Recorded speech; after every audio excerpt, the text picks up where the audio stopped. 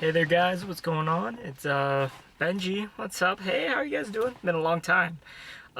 So I need to tell you guys some important stuff. As you can see, I'm in a car. What the hell is this? Gonna teach you how to drive? No. Yeah, I answered your question for you. So the thing is that I'm in this car because I realized an important thing today is that most of you guys are at an age where you're gonna be driving soon. Whether that be in a year, whether that be in 2 years, some of you might be in a couple days. Alex. So the thing is that there has to be an understanding of self-defense when it comes to how you prevent yourself from looking like an obvious victim. So in other words, lowering your chance of being a victim of car theft or kidnapping or other worse things that can happen in places like these. I'm in a parking lot right now. And also other precautions you can take when realizing some of the dangers and how you can properly deal with situations where you have a car involved. We've never had this done before, and this is a two-part session I'm gonna do. Alex is not here with me. Really, Alex? Really? Yeah, he's sick, supposedly. So I'm gonna have to do this first part myself. This is just concepts, but very simple and important. I want to make this video myself because I personally feel very attached to you guys, and you guys are very important to me. So I figured, who else should teach you?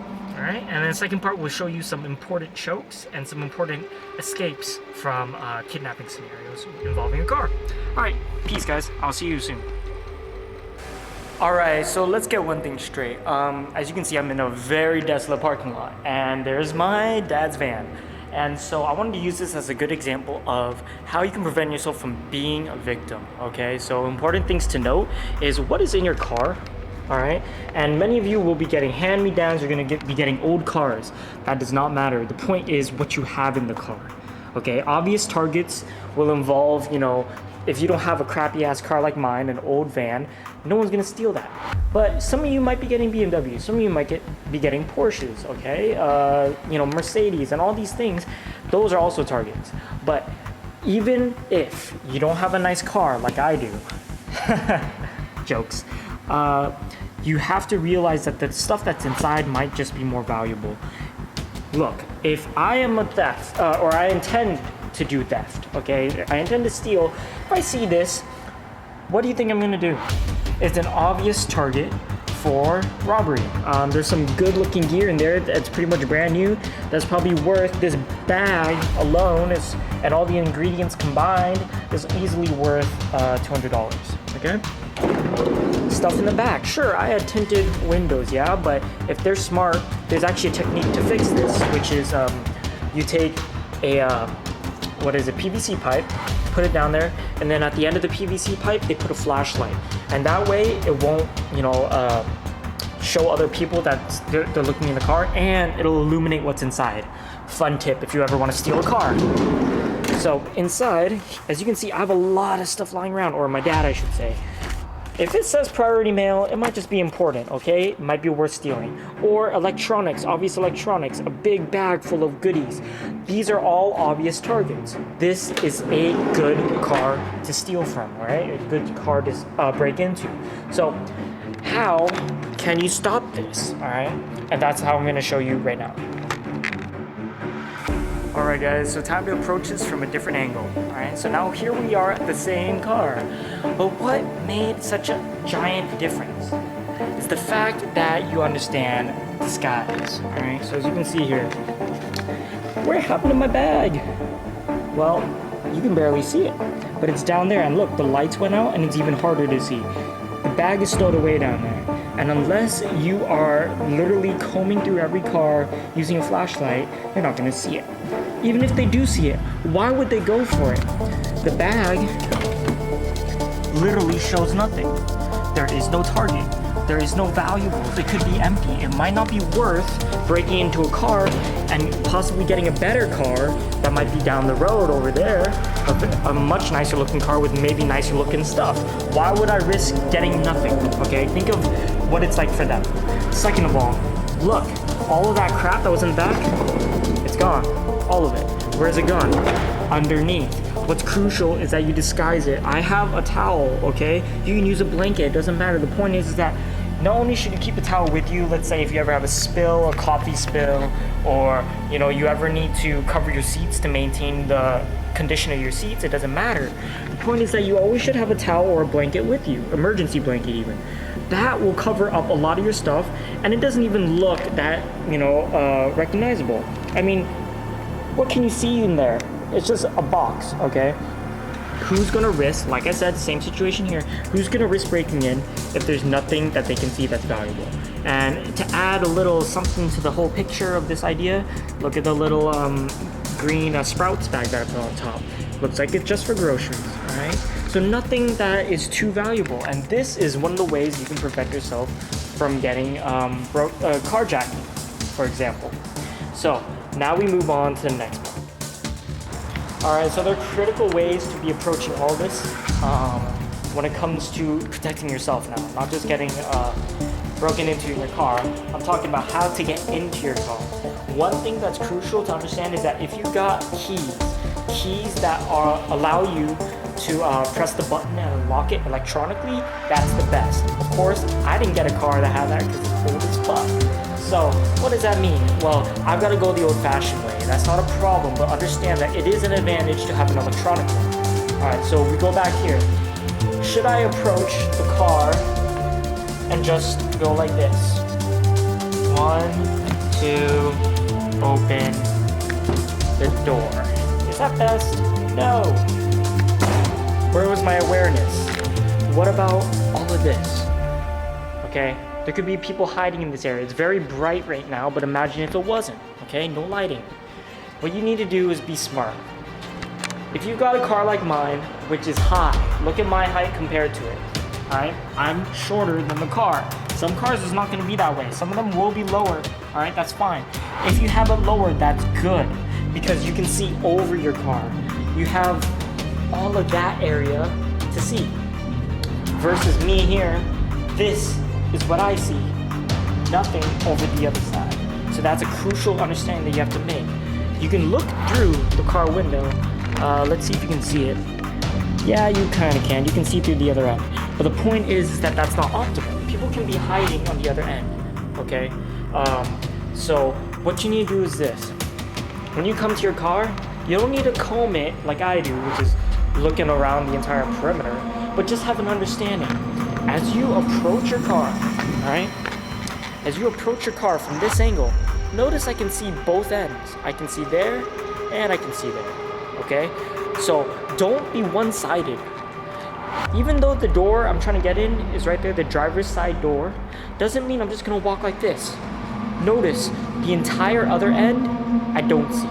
And it's common for kidnappers, and I have a personal story, not from me, but from one of the guys who I took my driving test, how to learn how to drive.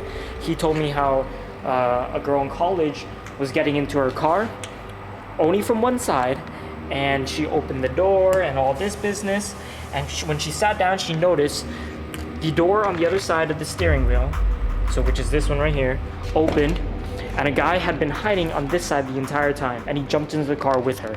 She managed to stop the car, get off her seatbelt, and run out, okay? So that leads me to my next thing, which is how to get into your car safely and, with good practice. All right, so as we said earlier, you're gonna get in your car. It's easy. You think that you just open the door, sit down, done. No, you're not done. Watch. Where was my awareness? Not only did I not look around, but I also had my back towards God knows who, all right? I need to have a clear understanding of, as I'm opening this door, all right, as I'm opening this door, I'm not just facing that way. I'm gonna turn, face this way also, while I'm still holding with the key. Once you eventually open it, you simply just, left, right, just like you're opening a car, when you're crossing the street, I should say. And when you get in, it's 1 foot at a time. 1 foot at a time, watch this. So we're here, 1 step, turn to face. If somebody's gonna be coming right at you, behind you, now you're ready, your hands are up. See that? My hands are up. 1 foot is in, 1 foot is out. I can easily switch positions. I can come out towards them, or I can get both feet in and close the door. Do not do this. 1, 2. This is what some people do. They turn around and they sit down. No. Terrible idea.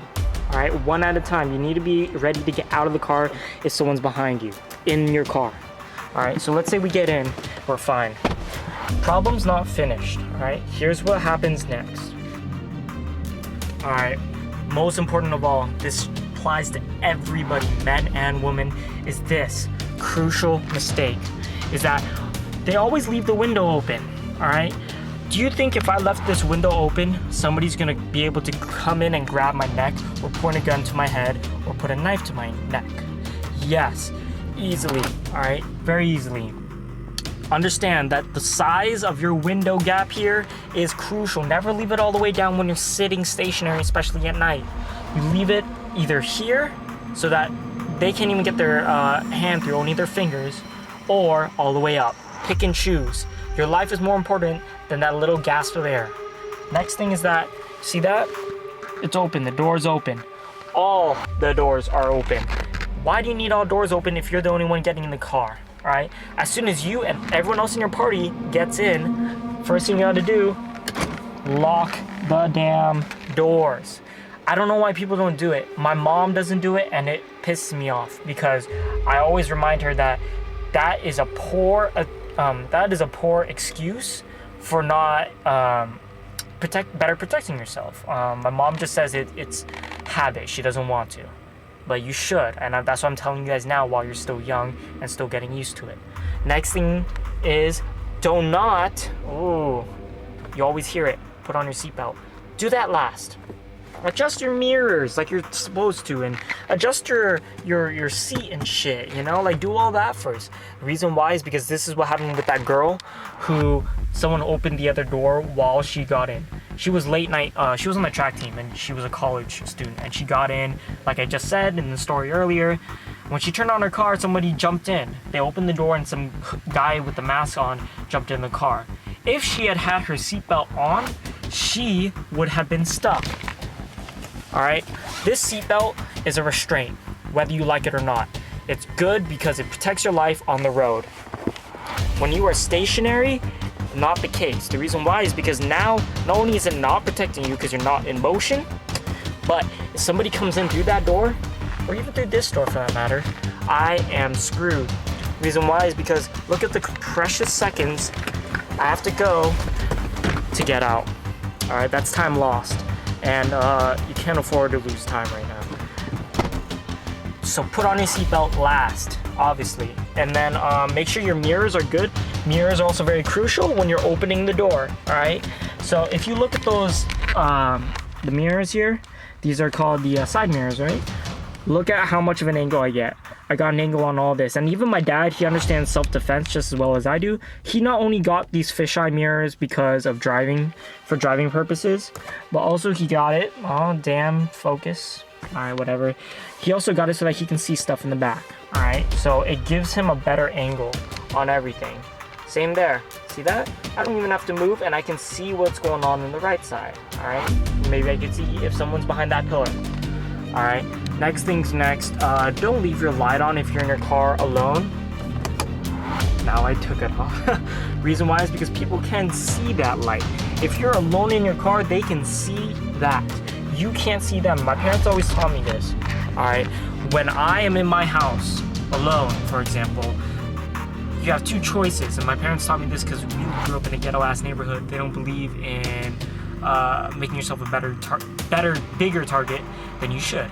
Is that when you're home alone, don't turn on the lights and leave the blinds open. The reason why is because they can see very clearly into your room because the lights are on.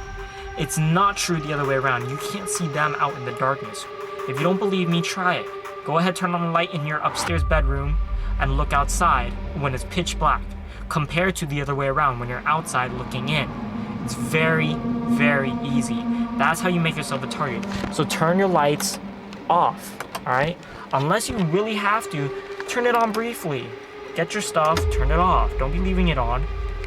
And I believe that pretty much sums it up. Next part I'm gonna show you is more crucial. It shows you if you are abducted in a car, how to defend yourself. And that would be if you're in the passenger seat right here, or if you're in the back and you need to defend yourself, okay? Remember, I'm doing this for you guys. I could be spending my time at home right now, but I want to do this because I care about you guys, and you all might be driving soon. Alright guys, take care, peace out. This is Benji. Please comment if you have any questions. I beg of you, comment. I'm always here. Alright, peace out guys.